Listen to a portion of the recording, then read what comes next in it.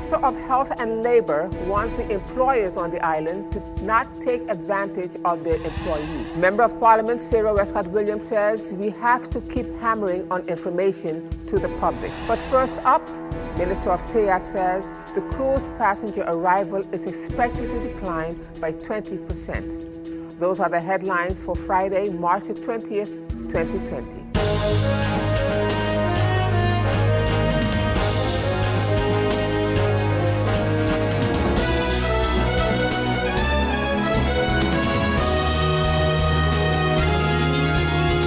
This is SXM Daily News. I'm Valerie Van Putten. Now for the details. Minister of TEAT, Melissa Arundel-Donker, speaking at the weekly Council of Ministers press briefing last Wednesday, brought the press up to speed on the cruise passenger arrivals. The minister said that an economic analysis was conducted and it was projected that the cruise passenger arrival is expected to decline by 20%.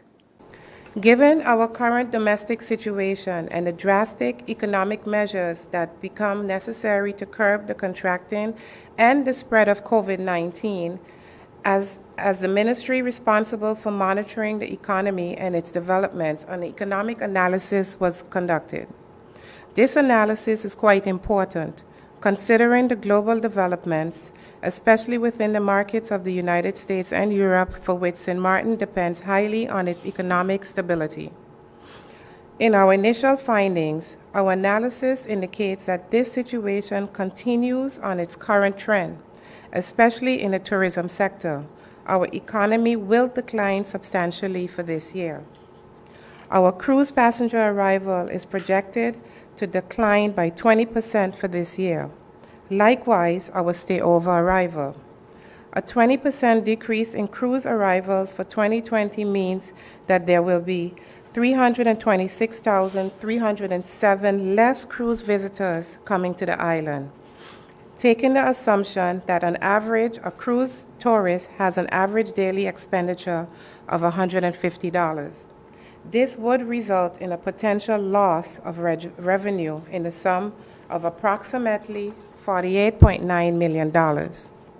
It should be noted that with this already known calculation of 52 calls that was announced on March 13th, this would result in a loss of 150,000 visitors with potential revenue loss of $22.5 million in our economy.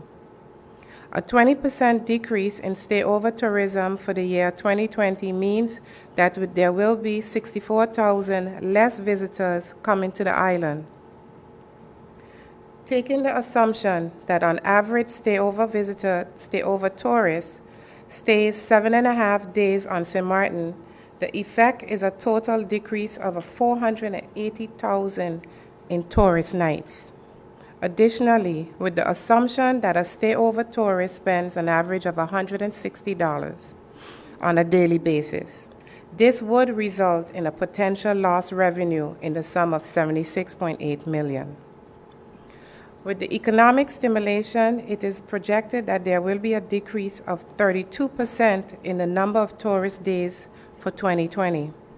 Since tourism is a significant part of the export product, averaging 72% annually, it would be negatively affected and will decrease 20.6%. In addition, import will decrease as well as 11.1%. And since export decreases more than import, there will be a negative effect on our foreign reserves. At the end of 2019, our initial GDP, real gross domestic product, was projected at 3.5% economic growth for this year. However, with the ongoing situation, based on our analysis thus far, this initial growth will see a decrease of 9.7% this year. It should be noted that our tourism revenues directly and indirectly account for approximately 85% of our GDP on an annual basis. If there's a decline within the overall tourism sector, indeed a blow to our economy will happen. This decline will inevitably have a rippling effect on our business community, household sector, as it relates to the employment and dampening performance on our fiscal sector. This is just a synopsis of our preliminary evaluation of the economy at this time. Further in-depth assessment will be conducted and shared with interested parties, stakeholders, to guide our decisions going forward. Thus far, the Ministry of TIAT has consulted with COSI, Chamber of Commerce, and SHTA.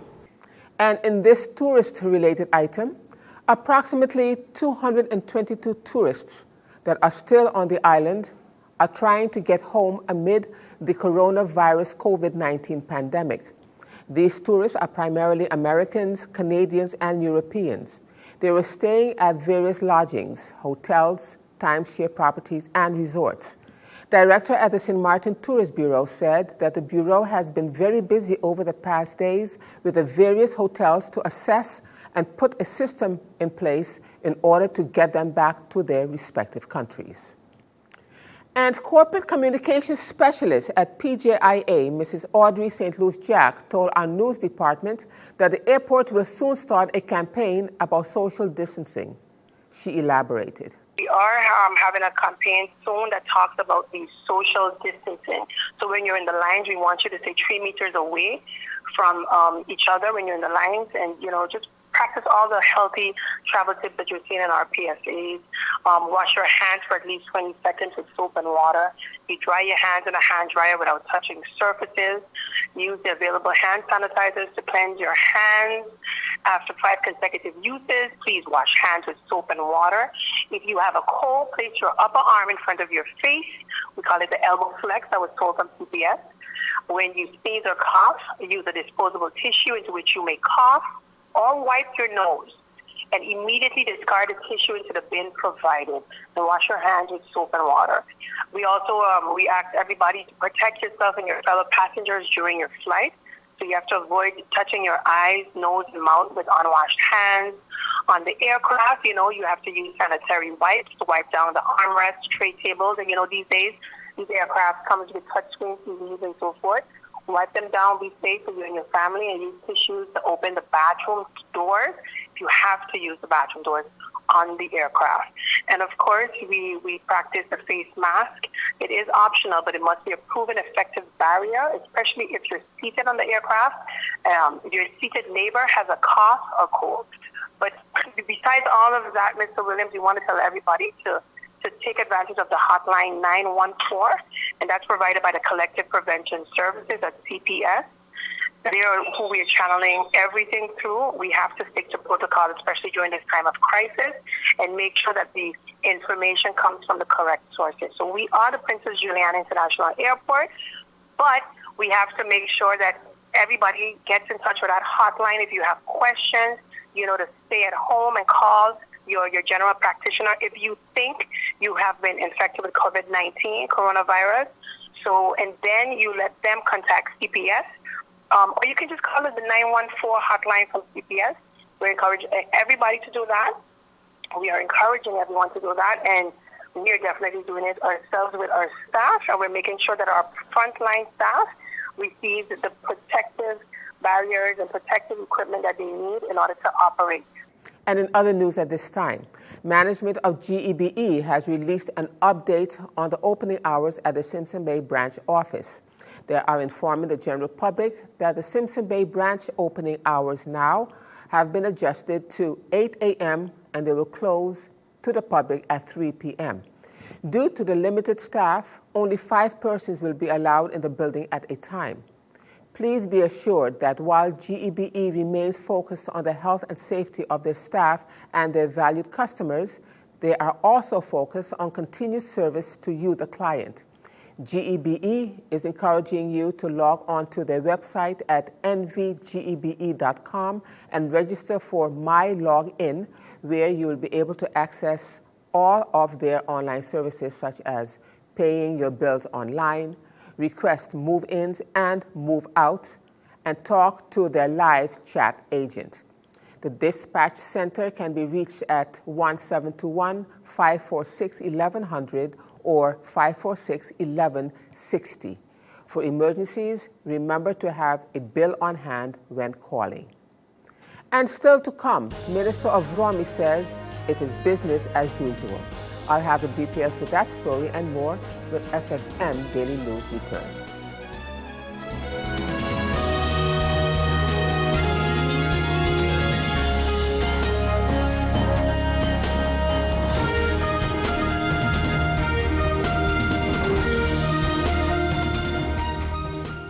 GEBE has been faithfully serving the communities of St. Martin, powering your home and our economy.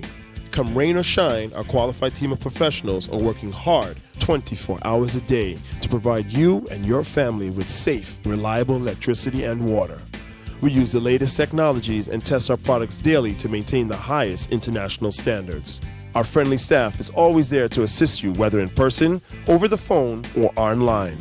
We are committed to constantly improving our products and services, making them more efficient, effective, and environmentally friendly to serve you better today and our next generation of clients tomorrow. GEBE, powering a brighter future. Our friend Megawati is here with tips to save you energy. 1. Turn your airco temperature up. 2. Use a ceiling fan instead. 3. Buy energy-saving products. Save some green with NVGEBE. And in other news at this time, Minister of Romy, Christopher Waver, speaking at the weekly Council of Ministers press briefing last Wednesday, reiterated that Romy responsibilities such as garbage collection, roadside cleaning, and the normal day-to-day activities will be business as usual. As it pertains to the Ministry of Romy, I would just like to reiterate that the garbage collection, roadside cleaning, pickup of sewage is all business as usual, of course, with keeping in mind the social distancing aspect of it. Construction companies are also allowed to continue with their construction. I think this is, if you're looking at kind of a silver lining, that now all these hotels, other hotels that have been in delay with building up and building back better after the hurricane, have the opportunity to do that as well, with not having any tourists at the moment. So we can take advantage of that aspect. I think the public must be aware. I'd like to also state that please keep in mind to always check the real sources and make sure to go on to the government website for all the real information out there before spreading other information. Do your research, make sure to know the facts before spreading it. And when you do decide to share certain information, do your back check and decide for yourself as a public, is this worth sharing to the rest of the public? False news travels, unfortunately, faster than the real news. So we need to make sure that we switch that behavior, and especially in these times where the correct information can help save lives. As the Ministry of Romy, I have also requested all departments to send me a list as to their plan as how everybody can work from home. I suggest the general public to also do that within their businesses to be able to keep as much persons out on the road and in their house as possible. And together we can fight, and together we will pass this as well. And I know this is a strong country, so I have nothing but faith that we will also come through this above all. Member of Parliament in the opposition, Mrs. Sarah Westcott Williams, says that we are part of this pandemic, but how do we keep it below the line when we can handle it? Information regarding the COVID-19 pandemic, she says, we have to continue hammering on it. We know we're part of this pandemic. It's not a matter of if, a matter of when, and how do we contain it? How do we keep it within the or below the line that we can actually handle it? That's the flatten the curve. And yes, it's not only of our finding, but fact is that information, and some of the simple messages that have been out there, we need to continue to hammer on them. personal hygiene, social distance, no large crowds, etc., etc. And yes, we need to continue to support the government in getting this message out there in whichever way possible. Which brings me to a question through the Chairperson of Parliament to the Prime Minister, because we have had this discussion regarding the government trying as much as it can to be at the forefront and to be the trusted source of information amidst everything else that is happening. The disaster app created, which also has a part for infectious diseases or something of that sort. However, this has been and is still only available on the Android systems. I noted, for example, that the disaster app of Sabre is also available on the iOS system. So is it an issue to get it as broadly as can be, which would include the different systems available, so that the same way that over the last couple of weeks and the last couple of days for sure, messages are just being sent, sources are not identified, dates are not given, and the people of St. Martin are in a panic. They are. We are in a panic. No ifs, no buts. Because if we were not panicking when these different alarming reports come out, unverified sometimes, then we would do nothing with them. But fact is that that's the environment that we're in. That's the environment that the government is trying to get its message out in.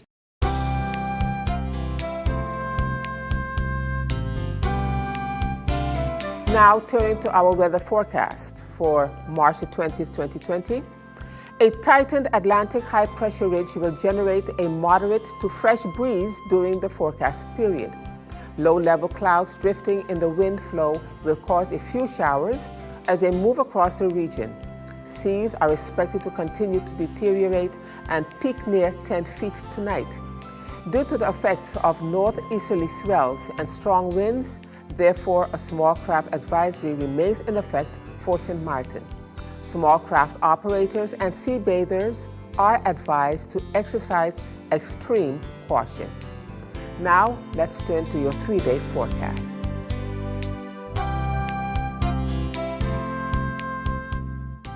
And still to come, member of the Anti-Poverty Platform unhappy with the treatment of seniors by the NRPB. I'll have the details of that story and more when SXM Daily News returns.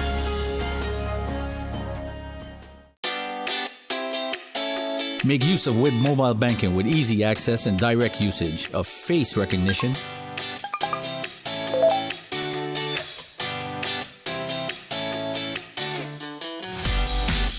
PIN code,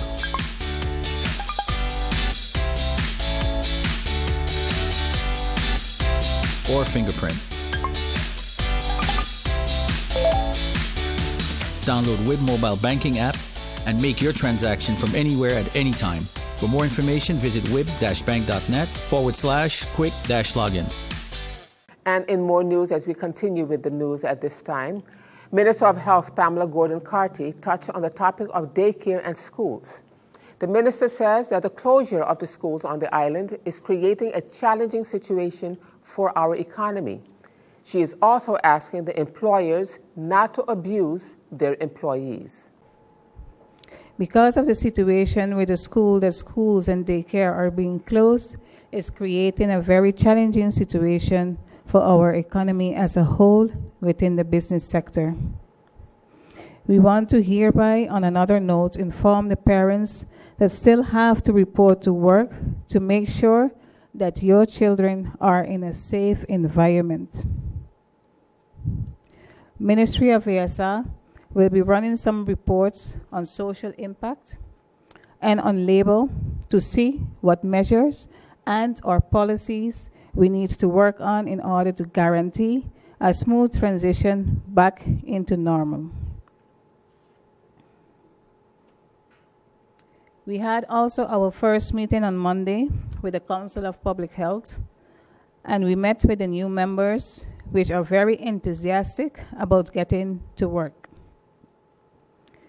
Discussions were held, and my request was brought forward for the council to look in the 3 following topics. I would like to receive an advice when it comes to SFV, also the SMMC, and the big registration. The big registration is important for our ministry because it will guarantee that all our medical practitioners are on a high level and that we are receiving the best possible candidates within and on our country. All businesses are informed to contact the Labor Affairs, making any decisions in regards to their employees, especially when it comes to requests for dismissal, requests for reduction in hours, and/or business closure. To our food delivery services, we would like to announce them that food inspections will continue and even be reinforced during this time, as we want to guarantee that non-expired foods are not being sold to our public. We want to ask all employers to be flexible and reasonable and not to use this pandemic situation to abuse our employees. Permit the employees to be home and take care of the children, especially those that don't have nowhere, like family members or trustworthy persons to leave their children at. And since parents are required to stay home in some instances, we also urge the public as a whole to continue applying social distancing and proper hygiene. We also want to recommend to pay attention on boosting your immune system, as this is important to fight off this COVID-19. And in other news at this time, member of the anti-poverty platform, Dr. Anders Remeji-Saroon, is unhappy with the treatment the senior citizens are getting from the NRPB with regards to the reconstruction of their homes.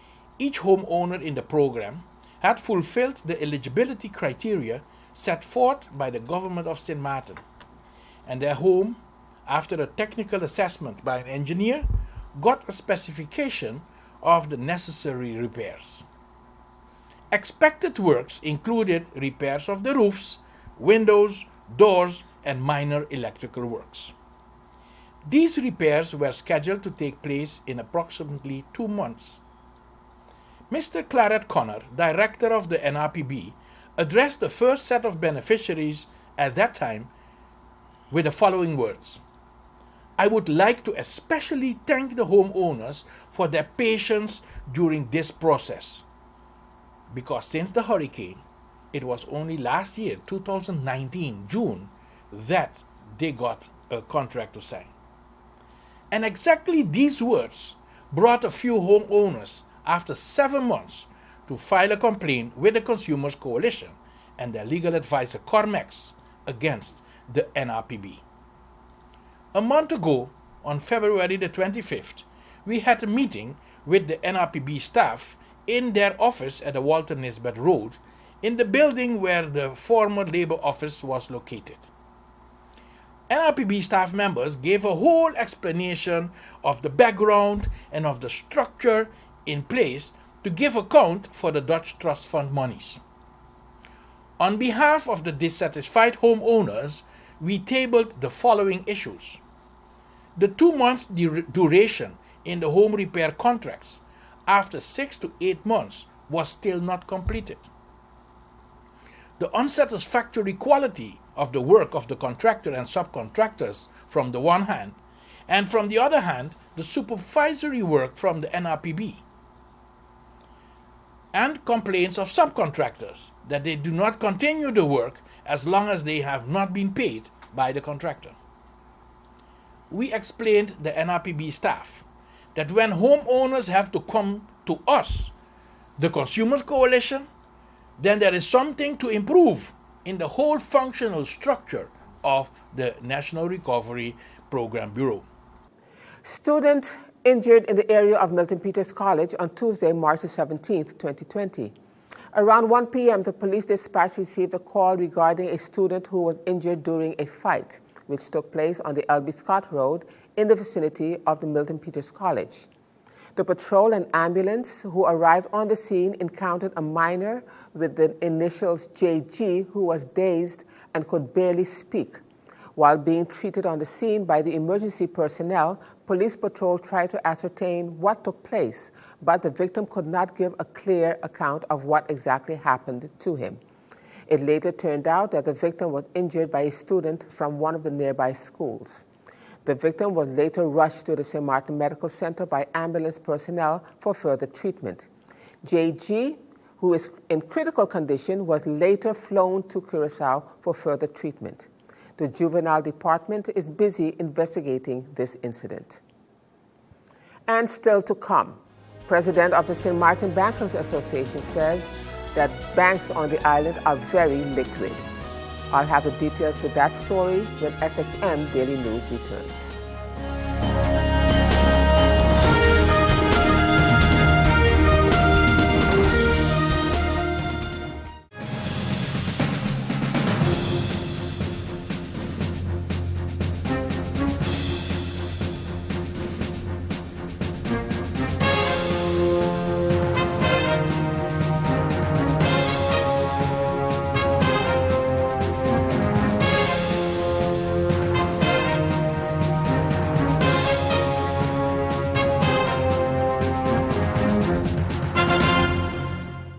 And as we end this edition of the SXM Daily News for this evening, the economic impact that the coronavirus, COVID-19, will be having on our economy, Mr. Miguel de Weaver, SG, says that the closure of businesses and other measures will be primarily to minimize the spread of the virus in our community.